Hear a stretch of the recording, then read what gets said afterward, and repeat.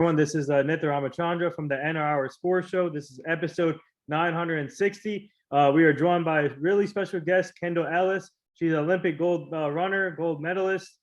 She was in the last year's Tokyo Olympics.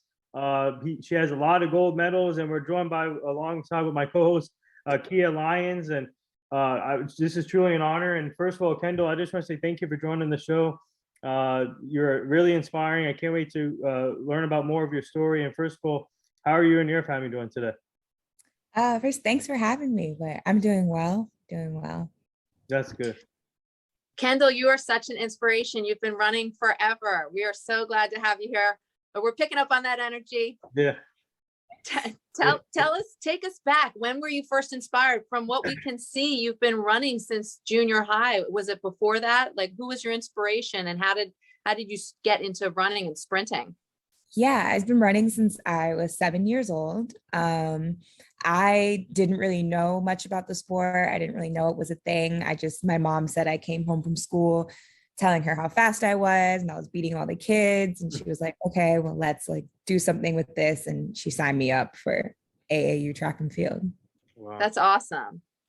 Yeah. So before we go any further, please tune in. We are live on iHeartRadio, Spotify, Anchor, and all these podcast platforms. So everyone, fans, please tune in. So Kendall, obviously you went to USC for college and obviously ran for USA, but when did you get interested in running, especially? And tell our fans about the process of it. How did you get into it? Yeah. Like I said, I was in elementary and I was just having fun at recess, playing tag, and would come home and tell my mom how fast I was and beating all the kids. So it was really her who introduced me. We had a family friend at church who ran track, and my mom talked to them and she signed me up. And from there, I just really enjoyed it. Wow. Kendall, it's amazing to be in the presence of a world champ, a woman world champ. Tell us how you felt, age 7, at any age, like when you beat the guys. It felt good. It felt good for sure. It was like I knew I was the fastest girl, but I wanted to be the fastest overall for sure. So that was a nice feeling. That's awesome. That is awesome. Did you train when did you start training your body, your legs, in addition to just running as a kid? Definitely still from when I was 7, when I first started with AAU. Wow. We had practice 4 times a week. So yeah, definitely from a young age, nothing with weights or anything major like that. But okay. We had practice weekly. Nice. I gotta get my kids in gear. Yeah.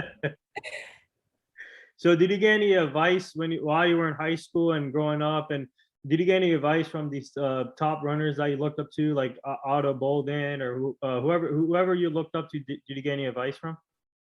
I didn't, but I wish. I definitely looked up to Sonia Richards when I was younger.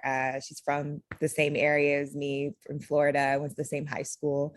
But yeah, no, I didn't really have interactions with professional athletes, and I didn't even know that you could run track on the professional level. So it was definitely an eye opener and a shocker for me when I found out you could do that. So go ahead. Yeah, so explain to us, you did a couple of 4x400 meter runs, and what's that like for you? And tell our fans, what do you do to train for that part?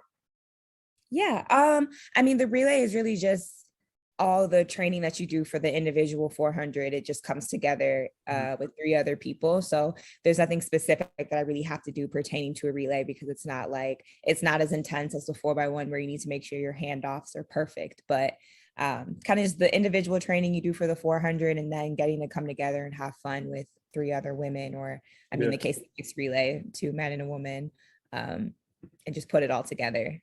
Nice. Tell us how that feels, like when you're sprinting, when you're part of that team, or just solo, how that feels when through the process. Mm-hmm.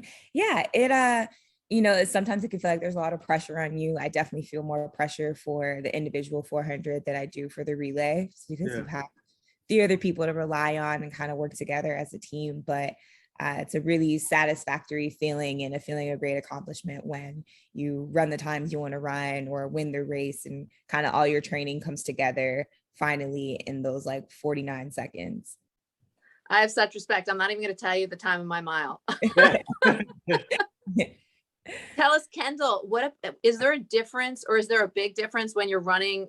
You're in Florida, or right now you're in LA. Tell us like the difference between running by the beach in the salt air versus different environments. Yeah, Florida is definitely a lot more humid than LA. LA kind of has a dry heat to it, and I love the humidity. I grew up in it. That's what I'm Me used to too. running. So the hotter, the better for me. Like I love running in very, very hot weather. So Oh. I think I Oh, thrive. that's cool. Yeah. It's like hot yoga, or I don't know what it's Yeah. like, but it sounds awesome. Yeah, so for you, obviously you started young at your age, but what's it like just to compete in all these big time like championships, like a Pan American you competed in 2015, and what's that been like for you throughout your career? Yeah, it's so cool. America is the hardest team to make. I stand by that. And it's an honor to get to represent your country on such a large stage, whether it was Pan American Yeah, Games or World Championships or the Olympics. But it's just something about putting on that uniform with Yeah. 100 other people and getting to be like, we are the very best of the best, and we have earned our spot here. It's an honor. It's just an incredible feeling to walk out knowing you have like a whole country supporting you.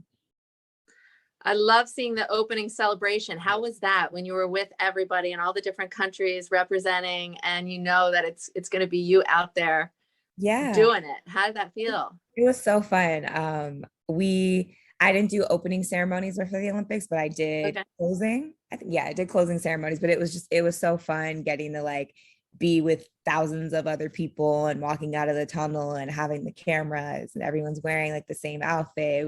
It was so much fun and like a really, really great experience because again, these aren't just people who yeah, you made the team with, but they're your friends. They're people you've Yeah, made previous teams with and like seen throughout the year. So it's nice to be like, wow, look at us. Like we finally made it.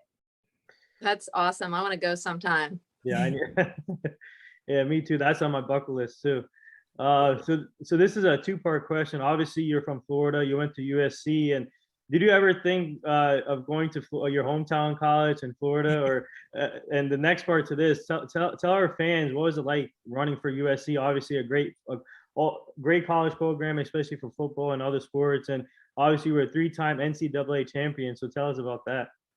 Yeah, I knew that I didn't want to stay in Florida. All love to the Florida schools, but I was just like, I don't want to stay home. It's 4 years of my life. Why not go try something different and see what else is out there? So I kind of knew California was where I was going to end up. Didn't know USC specifically, but I knew I wanted to get away from home. And then USC just ended up having the best academic and athletic combination that I was looking for. So it was a perfect match. And clearly it worked out for me long term. Mm. Running at USC, it was, definitely a process. I feel like coming in as a freshman, a college freshman, we all kind of have like that transitional period. And for me, it definitely took me like all 4 years to develop and get to where I'm at. But I enjoyed the experience. I love Coach Watts so much. We have a great relationship. He's still my coach to this day. So I loved getting to work under him, winning a team title together with everyone during my senior year. I have so many like fond memories and experiences of being at USC. Hmm. It's got to be like a lot of pressure too, because you've sprinted and ran your entire growing up. Yeah. So what was the mindset like when you're coming up into the Olympics and you just want to crush it? Were you just like, I, I think just because I've been doing it so long, I don't feel that sort of pressure just because it's like, this is what I do. Like this it's is just, yeah, that's amazing. what I've been doing for almost my whole life at this Right. point. And Yeah. it was just kind of like, this is the natural next step. Like I've made the world team and now it's time to make the Olympic team and go from there. And how did you feel when you won the gold? How did that feel? Good. It was a good feeling, like I am hoping to be in the individual 400 for the next Olympics, but it was definitely sweet and a nice accomplishment. And I think like for my first Olympics, I can't complain. So Well, congratulations. It's freaking awesome. It's thank amazing. you. Yeah. I actually in college, you currently hold the record for the 400-meter dash for 50 seconds. Take us to that.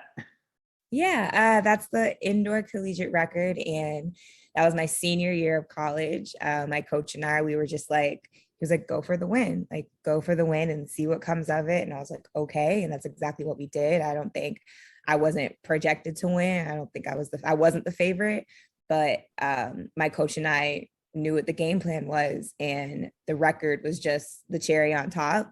We were just trying to get the win, but to get the record on top of that was incredible. And I'm still so very, very proud of that race, just the way I executed, the way coach and I's communication was, and that'll always be one of my favorite races of mine. That's awesome to hear about.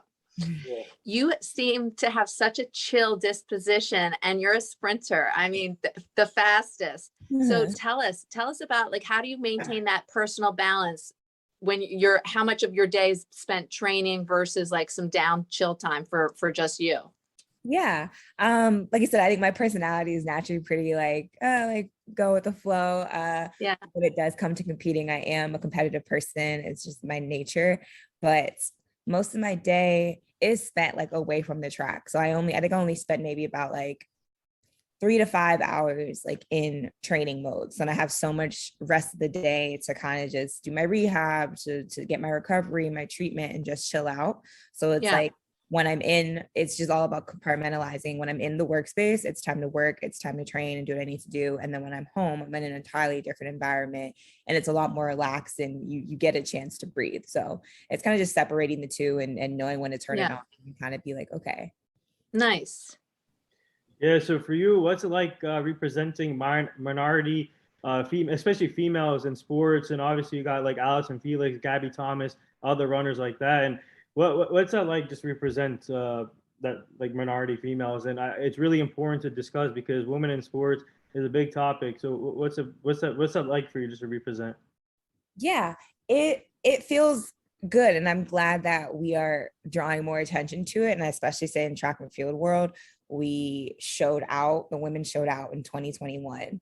I think we were the talk of the town. Like we were the ones who had the more records, the more prominent name. Like it was an incredible year track and field for women, and I love that. And I hope it starts to be shown in the pay disparity that women and male athletes have. But it makes me feel good. It makes me feel proud that like other little girls and Black little girls can look up to me and be like, oh, this is what she's doing. Like I can do it too. You're more than capable. So it's just nice to serve as, if you can see it, you can be it. Absolutely. Kendall, what's your advice for the youth, for the young girls especially? Yeah, I say this all the time, and it sounds super corny and cliche, but like have fun. Just have fun with the sport, because I think a lot of times we get so caught up in the pressure of it all, or we get caught up in what we want to achieve and disappointments if we don't achieve it. But to just have fun, to make memories with your friends, your teammates. I think a lot of us got into the sport originally because we enjoy it and we like it so much. So kind of just focusing on that route and just enjoying it for everything it has to offer. So important to have that joy along the way. Yeah. But winning's pretty awesome too. Yeah. It's all about the winning. I love it. Yeah, so obviously you got to compete in front of fans 2015, 2017, 2019, but 2020 was completely different, and with no fans, and especially in Tokyo with the COVID situation. So for you, what was it like adapting to the different atmosphere and people watching from home or wherever TV, and what was it like for you? How long did you take to adjust for you?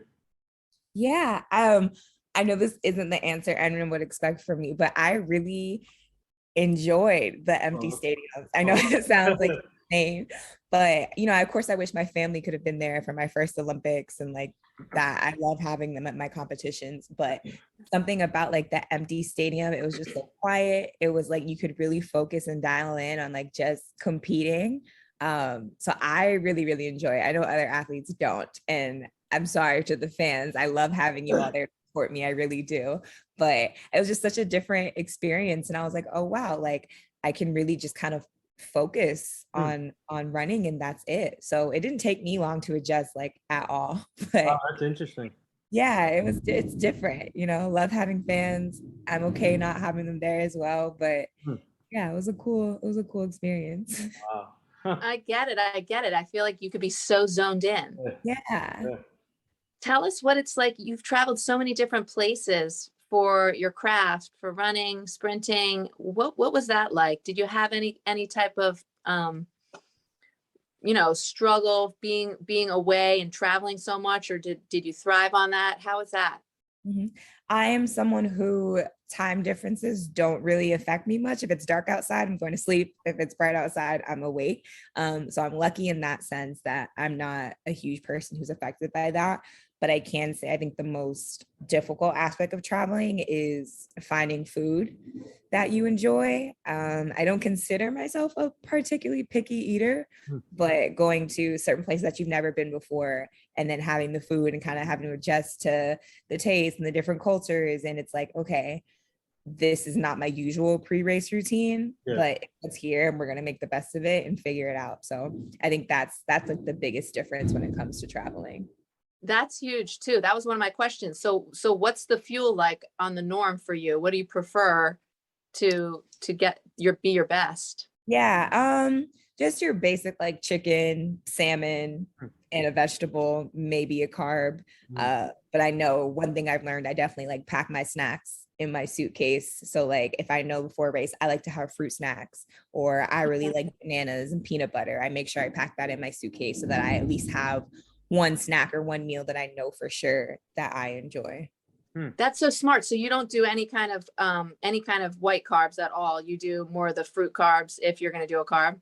Yeah, I'm not a big carb person. I don't even think it has big protein. Yeah. I've never really been a huge carb person, but yeah, I prefer just the protein and vegetable. Wow. Same. Well, carbs are good, but they sneak in sometimes. What was the language barrier like for you guys there when you were in Tokyo? And did you learn some of the language there? I didn't learn any of the language, but I don't really recall there being much of a barrier. Everyone was super, super nice. And that was like the nicest experience that I've ever had in another country. They were super friendly. Even the locals, they like were on the streets whenever the buses passed by with signs and were waving and cheering. So, we always had like the universal like wave and smile, like, and always said thank you. And they were super nice. So yeah, there wasn't much of a barrier. Like I said, we were kind of locked down anyways because of the COVID restrictions. So we couldn't go many places outside of the village anyways. But yeah, I think we all kind of kept to our own countries just to try to minimize the spread and the contact of anything. Oh, it's so hard. Yeah. So, and also, what was it like being surrounded with a lot of great stars, not only your sport, but other sports like basketball or softball? What was it like just being surrounded with a lot of talent? It was so cool. It was just like hard to believe that like this many athletes are in one place and we're just casually at the dining hall, like eating together. And it's like, tomorrow you're going to be a gold medalist and like, you're going to That's so awesome. Like, it's just so crazy to think about. And like, I remember how excited I was to meet Simone Biles, the swimmer. Wow. And we were just having casual conversation. I'm like, you are so incredible. Like, and here we are just like talking in the Olympic Village. Cause we're all normal and we're all humans, but it's like, it was so hard to believe that like, wow, tomorrow you're going to go and do something incredible that's about to blow up on social media. And here we are today, just like eating salad in the dining hall. Well, Kendall, you are so incredible. So that's how we were so excited for this interview. And we're so glad that you were able to make it happen. So thank you so much. Of course. Thank you. Yeah. So I have a big background in fashion. So I just want to bring up the New Balance, which is incredible. Tell us about that experience, filming, commercials, any kind of work that you did with the sponsorship with New Balance. Yeah, it's a lot of fun. I think New Balance, especially on the women's side, they have such like cutesy outfits. And I love to be cute when I go onto the track when I'm practicing. Like I love the sets and the colors, and New Balance does a really, really good job with that. So I have a lot of fun putting together pieces and like taking pictures and making like little TikToks and reels. So it's a lot of fun working with a company that like is right up your personal style alley. That is so empowering. I love it. Did you have you connected with Kawhi Leonard yet with New Balance? Oh, not yet. I hope in the future. I hope so. Oh, we're hoping for you. We're fans.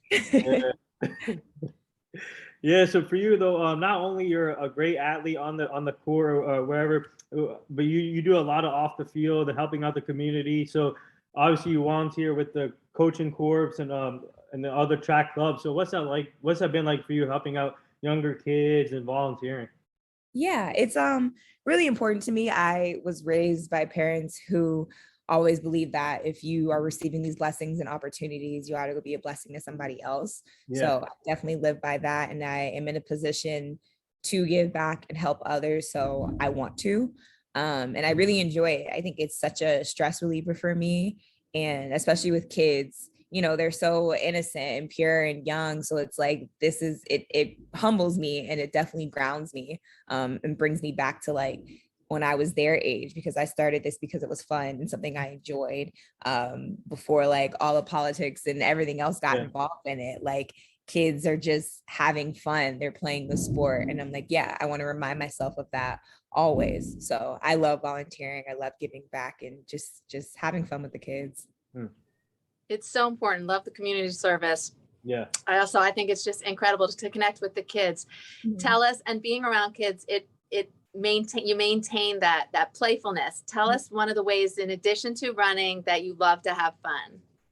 Oh, that's a good one. I feel like I'm gonna sound so boring, but No. I live in LA, and I feel like there's always something to do out here, but I really just enjoy like going to new food spots. I'm definitely a foodie, so Nice. anytime I can go out for brunch or dinner, just find somewhere to eat, like I'm down in a heartbeat. So I enjoy doing that. I like pop-ups, I like museums, just random little things that LA has going on every week. That's so great. And right now, to get out, it's like you have a perfect environment because it's still warm there. It's Right. freezing in Philly. Yeah. Man. I'm from Jersey, so it's really cold here too. But for you, have you gone to like other sporting events lately? I am going to a football game on Sunday, actually. Oh. So I'm excited about that. That'll be my first Nice. professional football game. So Nice. Which one? Is it Chargers versus Braves? Is it? I Nathan think, would know. I think Chargers and Raiders. Either way, it's gonna be Chargers awesome. and Raiders. Chargers and Raiders. Yeah, I think. Yeah, Yeah. I think so. So I'm excited. Nice. Mhm. Yeah. So obviously you've been a part of. Oh. Also, obviously you've been a part of a lot of great moments in your career. But tell our fans, what was your like? What would you say your best moment was, or you'll never forget? I think the one that nobody will let me forget, the 2018 relay leg. Mhm. I think it's cool, like people still bring it up to me like years later.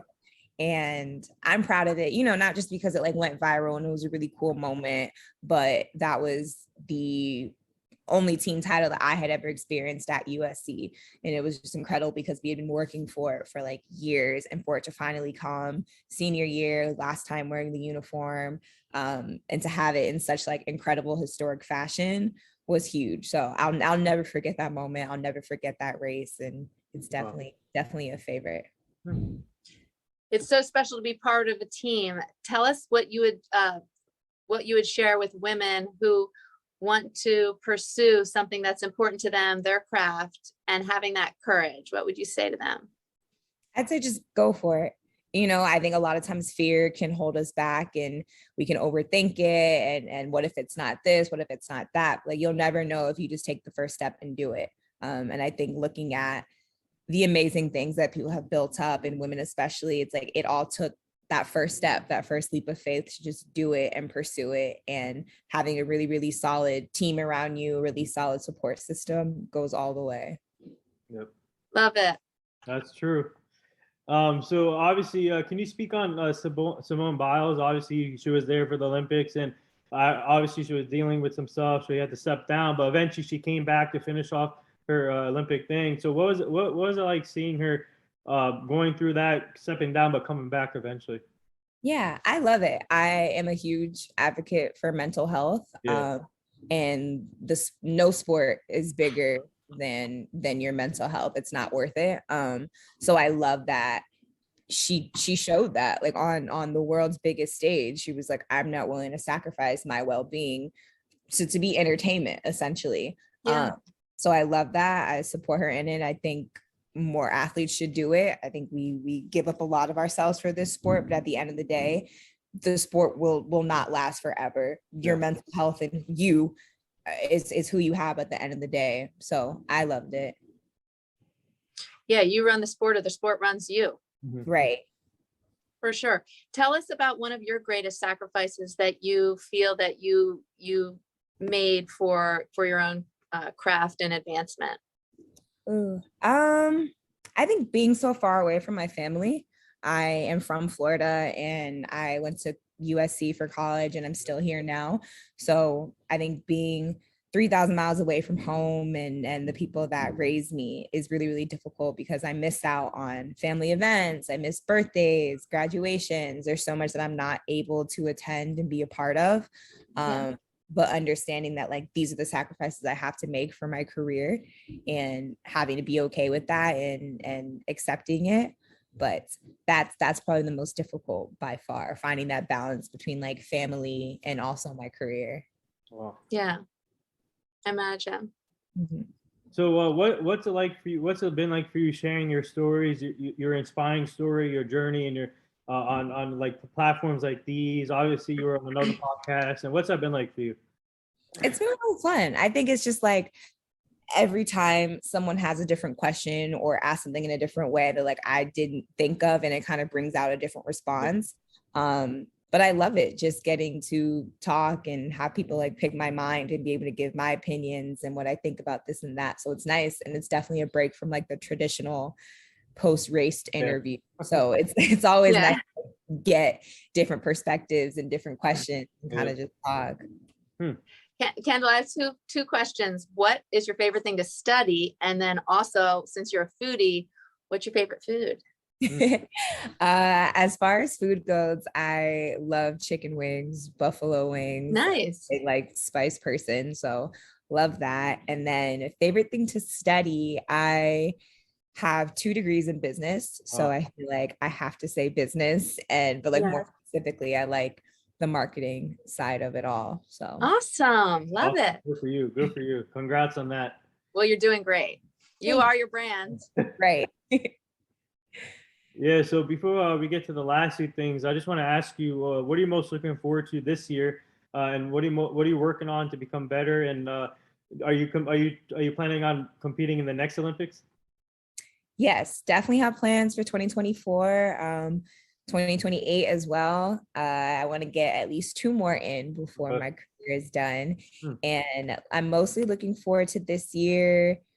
World Championships being in America, being in Oregon. I think it'll be a great opportunity for like, not only my family always comes no matter where they're located, but I think it'll be awesome for my friends to finally see me on a world stage like that. So I'm just excited to have like all your people, all the support system be able to be in a central location because it is more accessible since they're already in America. So looking forward to that.